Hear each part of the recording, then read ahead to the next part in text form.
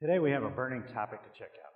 I was on a type-specific forum, to remain nameless, sharing my inimitable wisdom about rotation in general aviation airplanes. But you know how it is. Some folks are ready to get their dukes up. It's easy to start a fight on the web. But instead of settling it the old-fashioned way with pistols at dawn, I figured I have, my gosh, I've got the technology to answer this question. Maybe once and for all, more or less. Meaning, I've got a GoPro and an airplane. So, the setup is this. We're going to test the ideas thrown at me on the web, and we're going to see what actually works. So, if I'm wrong, I'll admit it on camera. After all, camera never lies, right? This airplane is an A36 Bonanza, a 1981 version to be exact. It has a 1,300-pound useful load, so it's pretty light, and it's only got me in the airplane. The weight and balance shows that. I'll put that on screen so you can see that, as well as the takeoff roll and the implied VR that we'll use. If you work the numbers, the pilot handbook implies a speed for rotation. I've always interpreted that as a speed to set the pitch attitude and let the airplane fly off when it's ready. Or technically, when the wing develops enough lift to fly. I like this technique as opposed to yanking it off the ground, but hey, that's just me. One of my opponents, erstwhile opponents, proposes that the elevator can lift the nose wheel at zero airspeed. I have my doubts, but hey, we'll try it anyway. Another one says that the nose wheel comes off the ground at VR. Well, we'll see. This particular airplane has almost 500 pounds on the nose wheel when it's empty.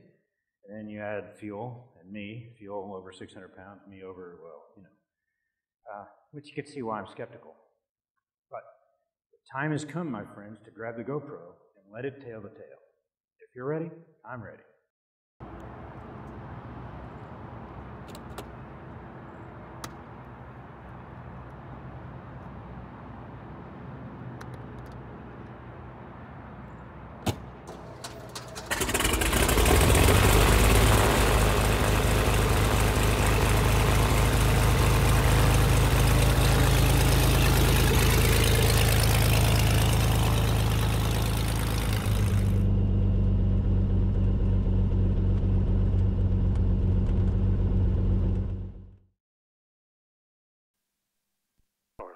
White Bonanza back taxi 35 Borland.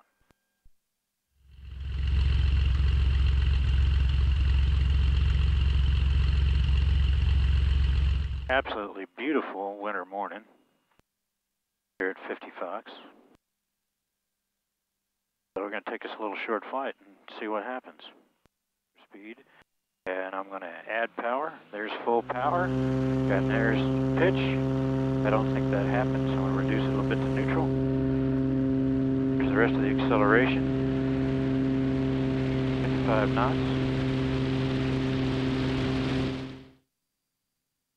There we go, there's rotation. It's flying pretty quick, nice and cold today, so gear up, accelerate. Alright, well, let's see what the video did. You know, what it proves. Did the nose wheel come off? Because I gave it a fairly abrupt rotation, and it felt really light, and lots of thrusties today, 35 degrees. So we'll see. There you have it. Things happen fast rolling down the runway. If you blink, you miss it. Let's look at that first test. If you look close, you'll see the elevator does not lift the nose wheel at zero airspeed, but maybe there's some trick that I just don't know. The second idea was whether the elevator lifts the nose wheel off at rotation speed was a bit trickier. And the airplane, it sure felt like the wheel came off the ground, but if you look close, the nose strut goes to full extension and the wheel rolls on the ground for a few more seconds before the airplane lifts off the ground. I can understand that some folks believe the wheel comes off the ground. I sure thought that might have happened when I was rolling down the runway. But the GoPro tells a different story. Cool. We learned something today. I tried to bias the takeoff in favor of the nose wheel coming off early, and it still didn't work. At heavier weights and higher temps, well, I just don't see it. At least for this class of general aviation airplanes, the elevator does not have enough authority to lift the wheel off the ground at common rotation speeds. Remember, these are normal takeoffs, not using short or soft field techniques. The term rotation really applies to jets, so let's think about that for a second. These airplanes, typically with swept wings, don't fly off like G airplanes do. You have to set a physical pitch attitude that puts the nose wheel in the air, and that results in an angle of attack on wings that produces enough lift for it to fly off at a specified unstick speed. There are a few piston-powered tricycle geared airplanes that exhibit the same behavior. Notably, the P-38 is one of those. Tail-wheel airplanes are a whole different kettle of fish, and we're not talking about those today.